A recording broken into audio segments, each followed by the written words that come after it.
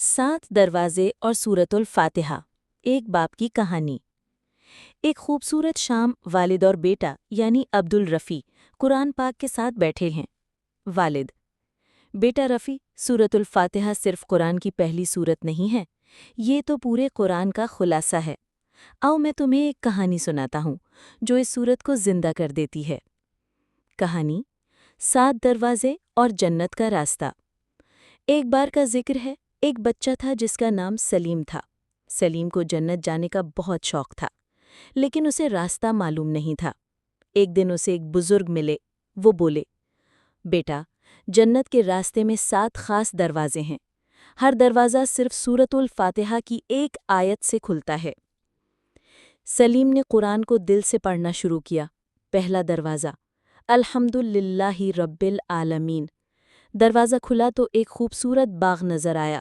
ہوا بولی، شکر ادا کرنا سیکھو، رب ساری دنیا کا پالنے والا ہے، تمہارا بھی۔ دوسرا دروازہ، الرحمن الرحیم۔ اب ایک نرم روشنی چھو گئی۔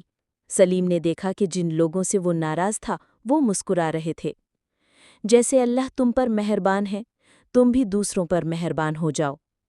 تیسرا دروازہ، مالکی یوم الدین۔ ایک عدالت جیسا منظر تھا، وہاں آئینے لگے تھے جن میں سلیم کے اعمال نظر آ رہے تھے۔ اللہ انصاف کرے گا، اچھے عمل کرو، ڈرو نہیں۔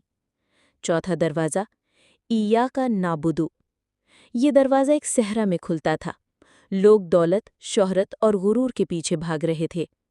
تم صرف اللہ کی عبادت کرو، باقی سب دھوکا ہے۔ پانچواں دروازہ، وَإِيَّاكَ نَسْتَعِينُ۔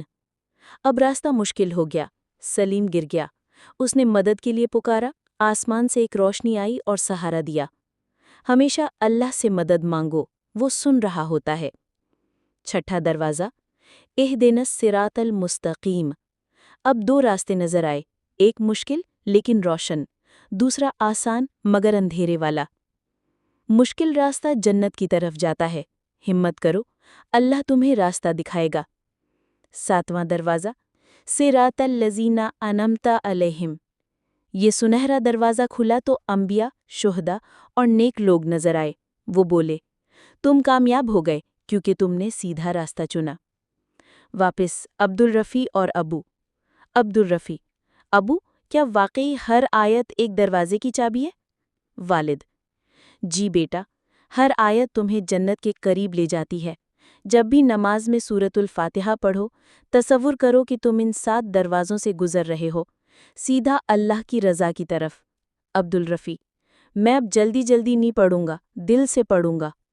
والد مسکرا کر ماتھے پر بوسہ دیتے ہوئے: ماشاء اللہ، یہی تو میں چاہتا ہوں۔